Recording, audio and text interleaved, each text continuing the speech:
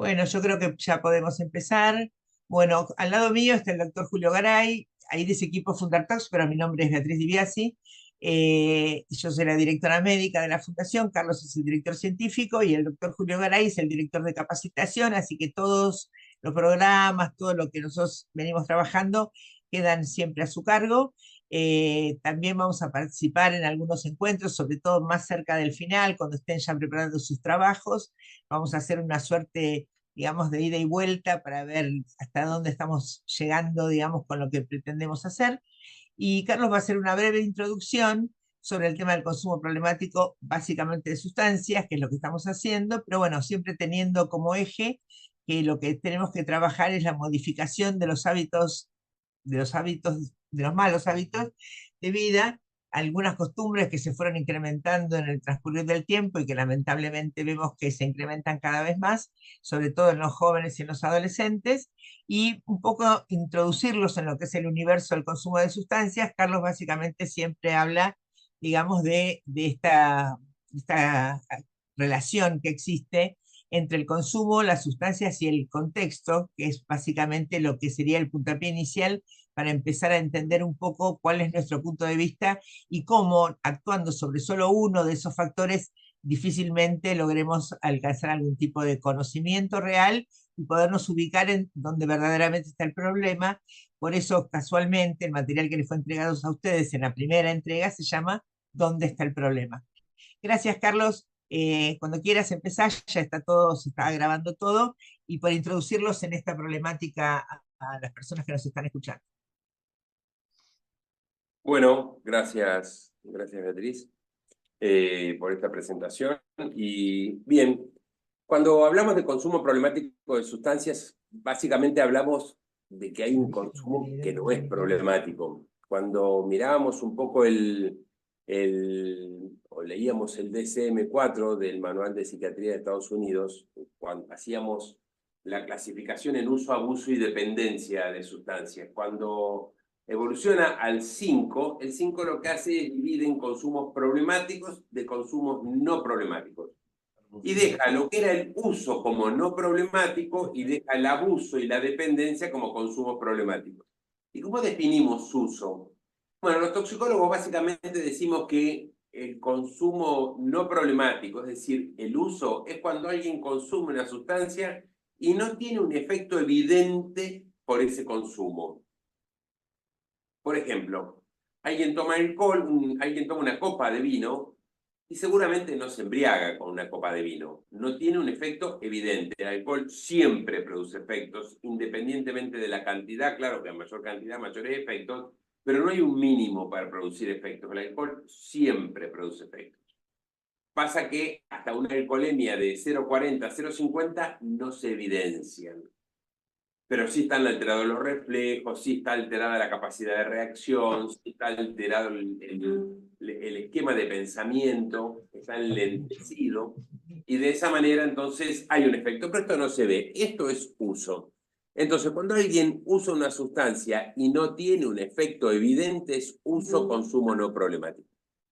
Después tenemos el abuso. El abuso lo podemos definir como que alguien consume una sustancia y aparece un efecto evidente. Puede ser una sola vez. Alguien tomó alcohol hasta embriagarse, lo que haya tomado, y tenga el síntoma que tenga. Si tiene síntomas, es abuso. Y es dependencia cuando claramente no se puede suspender la sustancia que se está consumiendo.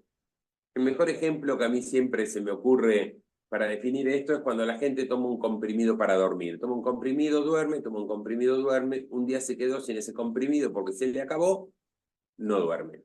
Eso es dependencia. Es decir, cuando se suspende la sustancia, aparece un problema.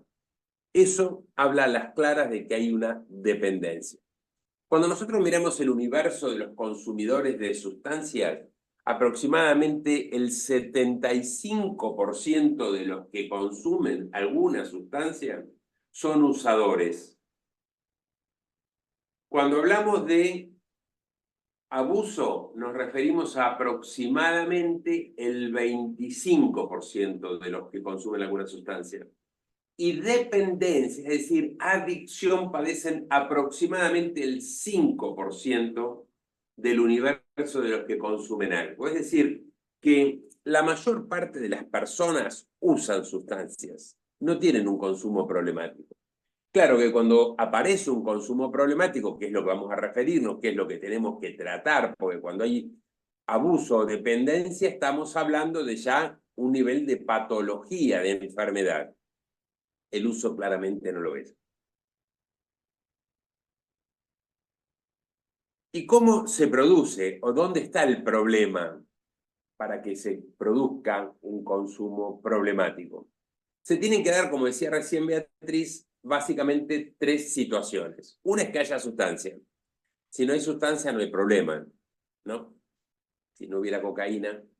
Pero bueno, acá vamos a hacer un poquito de mención a lo que es la gran grieta del mundo ideológica en cuanto a la interpretación de los consumos problemáticos de sustancias.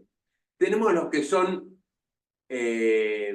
abstencionistas, que creen que la única solución posible es la abstinencia total de sustancias, que están básicamente enrolados en la política norteamericana y la nuestra, que siempre siguió la política norteamericana en este punto, y que lo que dice es, si nosotros logramos eliminar las sustancias del mundo, y por eso ponen un muy fuerte presupuesto en la lucha contra el narcotráfico, porque quieren que se acabe el tráfico de sustancias, entonces la gente no va a consumir, porque no va a tener que consumir.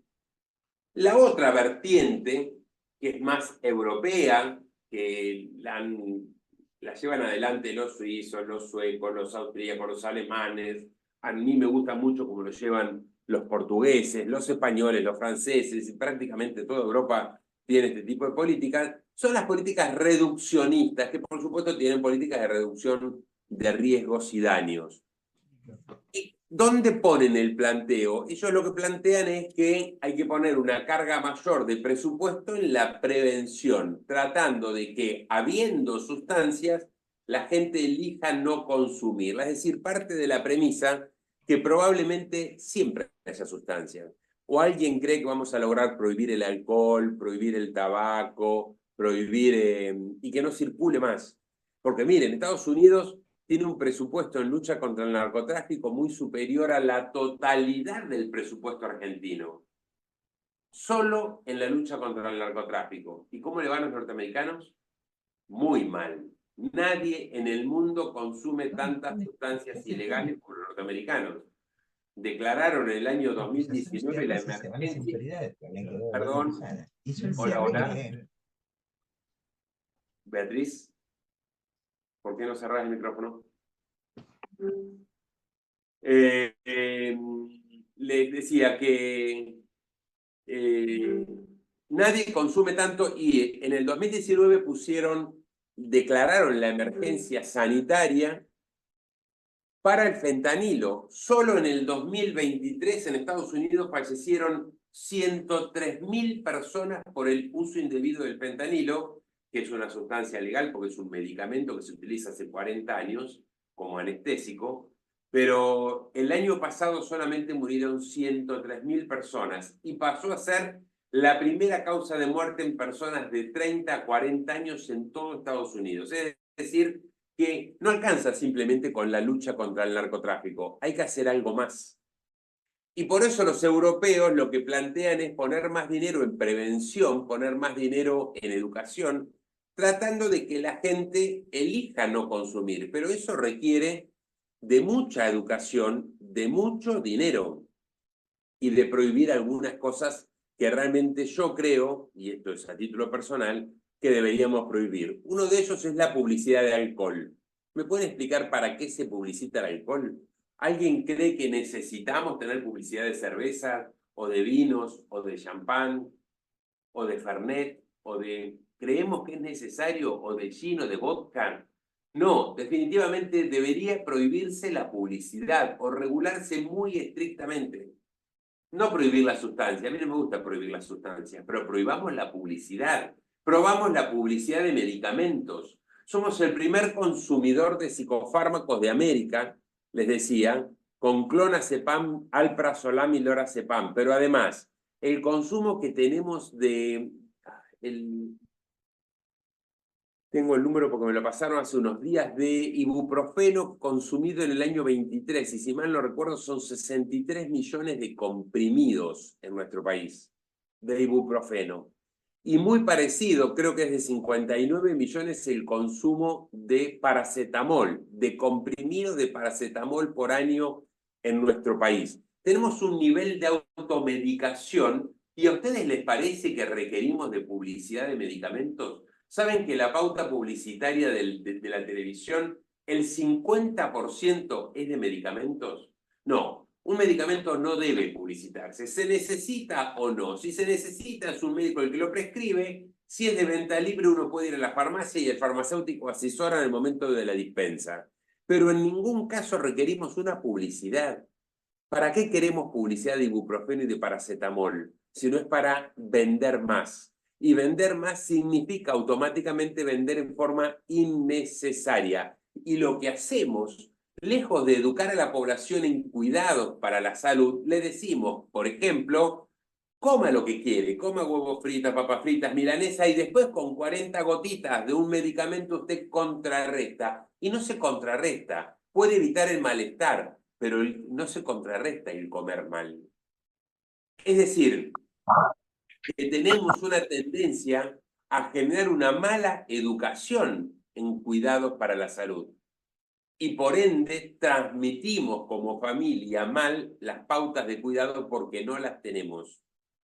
Fíjense que un problema grave que tenemos, que también tiene que ver con los hábitos, y acá estamos metiéndonos en otra de las patas, porque estábamos hablando de la pata de la existencia de la sustancia. Sustancia, individuo o sujeto, y contexto. Decíamos que vamos a tener siempre sustancia y que probablemente nunca eliminemos las sustancias.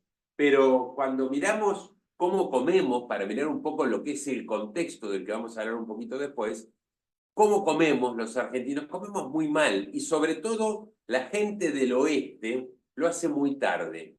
Uno va a La Rioja, San Juan, Catamarca, Mendoza, probablemente en Neuquén también, se coma muy tarde. En el norte lo que dicen es que además hace mucho calor, la gente interrumpe a las 12 para irse a su casa, vuelve a los trabajos a las 4 o a las 5 porque el calor impide que mantener los lugares abiertos. La gente vuelve a su casa a las 9 de la noche y ahí empieza a pensar que va a comer. Probablemente termina comiendo a las 11 de la noche. Y una práctica muy común de los argentinos es acompañar la comida, la cena, con algo de alcohol, porque la gente normalmente o frecuentemente no toma alcohol con el almuerzo, pero sí lo incorpora con la cena. Y ustedes saben una cosa, el alcohol es un muy mal acompañante a la hora de dormir. Induce el sueño, es un buen inductor del sueño, pero lo superficializa.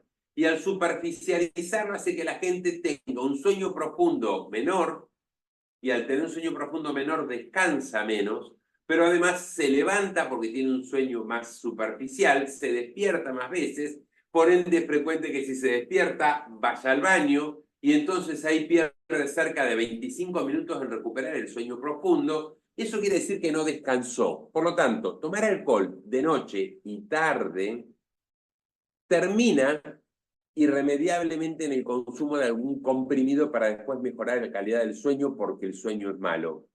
Y entonces se recurre a las benzodiazepinas. Y fíjense que ya de movida somos el primer consumidor de benzodiazepinas de América. ¿Y saben una cosa? Yo le recomiendo siempre a la gente que lea los prospectos de lo que consume. Estoy seguro que cada uno de ustedes tiene como mínimo un miembro de su familia que consume algo para dormir, para estar más relajado, para la depresión, para la ansiedad, como inductor del sueño, o para la agitación, o para la irritación. Y tenemos una cantidad de benzodiazepinas enorme. Pero si ustedes leen el prospecto, se van a encontrar que no hay ninguna benzodiazepina, excepto excepciones bajo control estricto profesional, y generalmente debería ser un psiquiatra, no se deberían tomar por más de 3 meses.